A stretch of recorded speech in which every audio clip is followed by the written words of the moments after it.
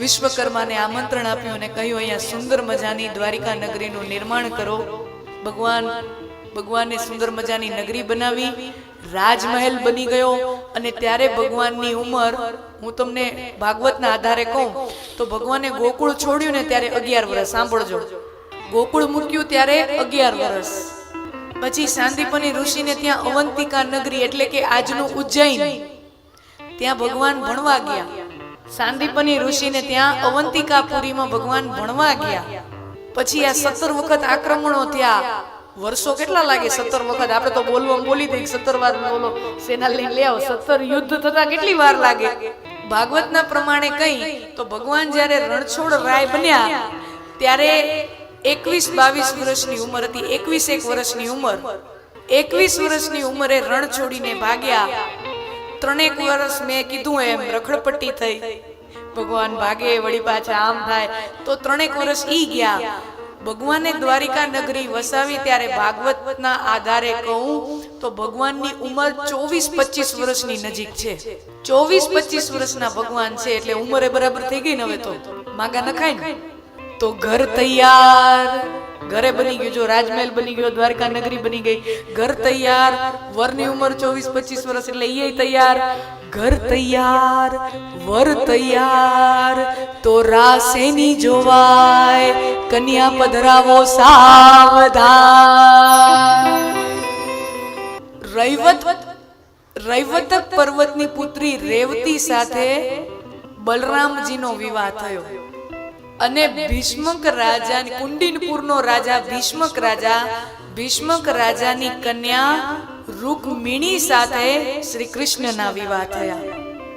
ઈ સમયે ક્ષત્રિય કન્યાઓના વિવાહ સ્વયંવરમાં થતા, કે કન્યા પોતે પોતાનો વર પસંદ કરે. તો રૂકમિણી છે, એનો એક ભાઈ છે રૂકમી. ઈ સમજી જાય છે કે રૂકમિણી મનોમન શ્રી કૃષ્ણને પ્રેમ કરે છે. રૂકમિણીજી 16 વર્ષના હતા ત્યારથી પોતાના પિતાના રાજ દરબારમાં આવીને બેસવાનું ચાલુ કરે છે કે રાજપાટ કેમ ચાલે છે, વ્યવસ્થા બધી કેમ થાય છે. નહીતર આમ જોવા જઈએ તો એ સમયમાં રાજકુમારીઓ રાજ દરબારમાં ના બેસે. રાજકુમારો યુવરાજ બેસે, રાજકુમારીઓ નહીં. પણ રૂકમિણીજી રાજ દરબારમાં બેસતા કે રાજ વહીવટ કેમ થાય છે, રાજનીતિ કેમ ચાલે છે, આ બધું. રૂકમિણીજી અત્યંત બુદ્ધિમાન સ્ત્રી છે. 16 વર્ષની ઉંમરથી પોતાના પિતાના રાજ દરબારમાં બેસવાનું ચાલુ કરે છે. અને જે પણ કોઈ રાજ દરબારી વ્યક્તિ આવે, દેશ પરદેશથી પોલિટિકલ ડેલિગેટ્સ આવે, કોઈ પણ રાજાનો દૂત આવે, આ તે કોઈ પણ મહેમાન આવે, એક માણાના વખાણ જરૂર કરતા કે દ્વારિકાધીશ જે છે, જે શ્રી કૃષ્ણ છે, એની કૂટનીતિ, એની રાજનીતિ, એનું સૌંદર્ય, આ બધા વખાણ લોકો અવશ્ય કરતા. અને ભગવાનના વખાણ સાંભળીને રૂકમિણીજી નક્કી કરે છે કે મારે વિવાહ કરવા તો શ્રી કૃષ્ણની સાથે કરવા, બીજા કોઈ સાથે ન પરણું.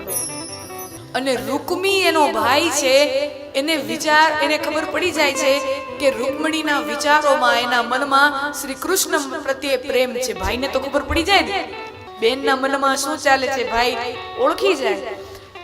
એટલે સ્વયંવરની જે યોજના છે એ તાત્કાલિક ધોરણે બંધ કરાવી દીધી. કારણ કે સ્વયંવરની યોજના કરો તો પછી સ્વયંવરમાં તો દ્વારકાધીશે આવે અને દ્વારકાધીશને આમંત્રણ તો દેવું જ પડે. અપમાન કરાય નહીં. જો રાજનીતિમાં બધું માંડીને પગલા માંડવા પડે, વિચારીને. તો સ્વયંવરમાં દ્વારકાધીશ આવે અને જો કૃષ્ણ આવશે તો રૂકમિણી એને જ વરમાળા પહેરાવશે. એટલે સ્વયંવરની આખી યોજના બંધ કરી અને રૂકમિણીના વિવાહ શિશુપાલ સાથે રાતોરાત ગોઠવી નાખ્યા. રૂકમીને શું વાંધો કે બેન શ્રી કૃષ્ણને ન પરણે? કારણ કે રૂકમી, સાંભળજો, રૂકમી, આ શિશુપાલ, જરાસંધ, દુર્યોધન, આ બધા ભાઈબંધો હતા. હા, આ બધા મિત્રો છે. એટલે દોસ્ત કા દુશ્મન અપના દુશ્મન, બરાબર ને?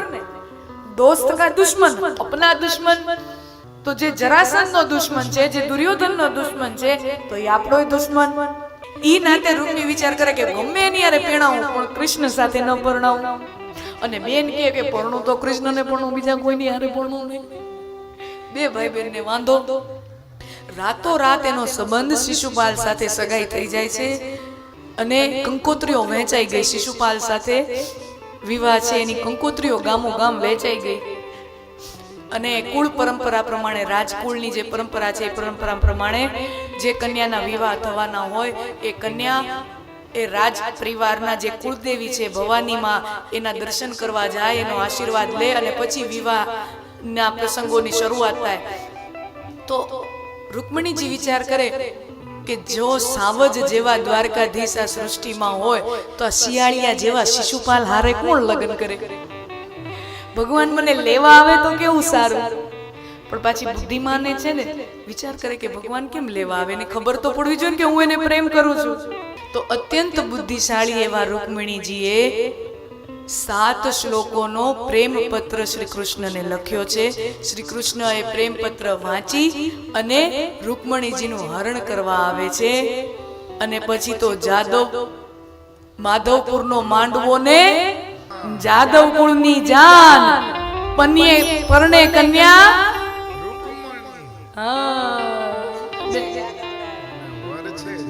વરછે યાદવરાય.